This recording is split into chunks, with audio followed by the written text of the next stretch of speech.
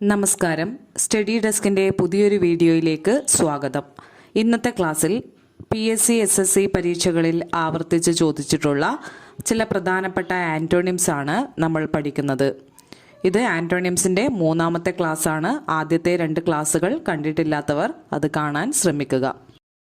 ഒന്നാമത്തേത് opaque. Opaque എന്ന് പറഞ്ഞാൽ അതാര്യമായ. ഒപ്പാക്കിൻ്റെ ആൻറ്റോണിമാണ് ട്രാൻസ്പെറൻറ്റ്. സുതാര്യമായ എന്ന മീനിങ്ങുള്ള ട്രാൻസ്പെറൻ്റ് ആണ് ഒപ്പാക്കിൻ്റെ ആൻറ്റോണിയം. അടുത്തത് ഡിമിനിഷ്. ഡിമിനിഷ് എന്ന് പറഞ്ഞാൽ കുറയ്ക്കുക. ഡിമിനിഷിൻ്റെ ആൻറ്റോണിയമാണ് ഇൻക്രീസ്. വർദ്ധിപ്പിക്കുക, കൂട്ടുക എന്നർത്ഥമുള്ള ഇൻക്രീസ് ആണ് ഡിമിനിഷിൻ്റെ ആൻറ്റോണിയം.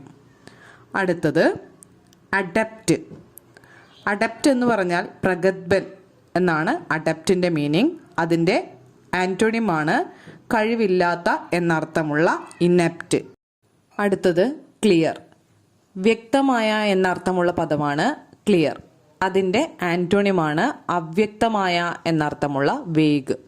Clear, vague. വോഗ് എന്ന് പറയുന്നത് പ്രചാരം, വിവിഡ് ഉജ്ജ്വലമായ, ഒബ്വിയസ് വ്യക്തമായ. അടുത്തത് സ്റ്റേൺ. കർക്കശമായ എന്നർത്ഥത്തിലുള്ള പദമാണ് സ്റ്റേൺ.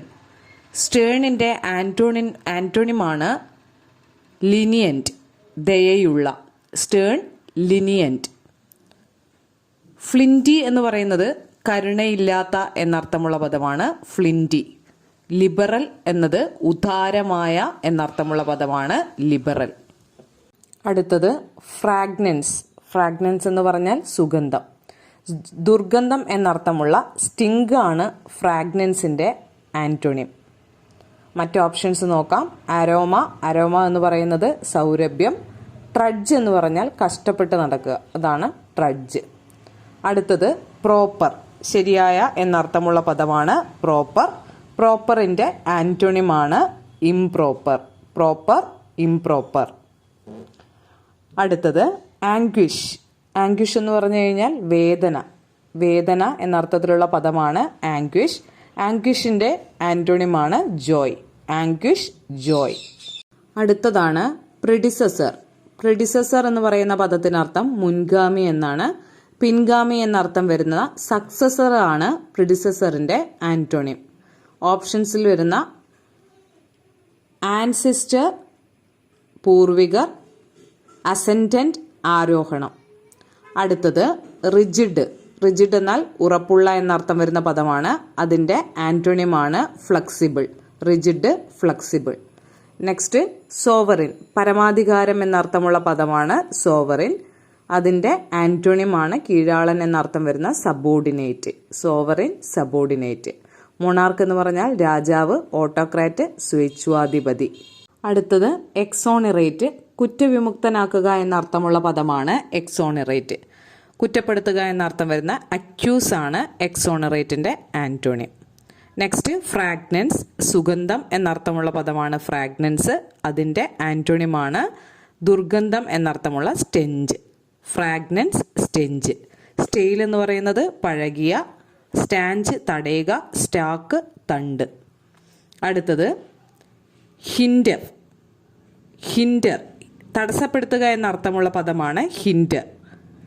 ഹിൻഡറിൻ്റെ ആൻറ്റോണിയമാണ് ഹെൽപ്പ്. Hinder, help. അടുത്തത് അട്രാക്റ്റ്. ആകർഷിക്കുക എന്നർത്ഥമുള്ള പദമാണ് അട്രാക്റ്റ്. അട്രാക്റ്റിൻ്റെ ആൻറ്റോണിയമാണ് റിപ്പൽ. Attract, ripple.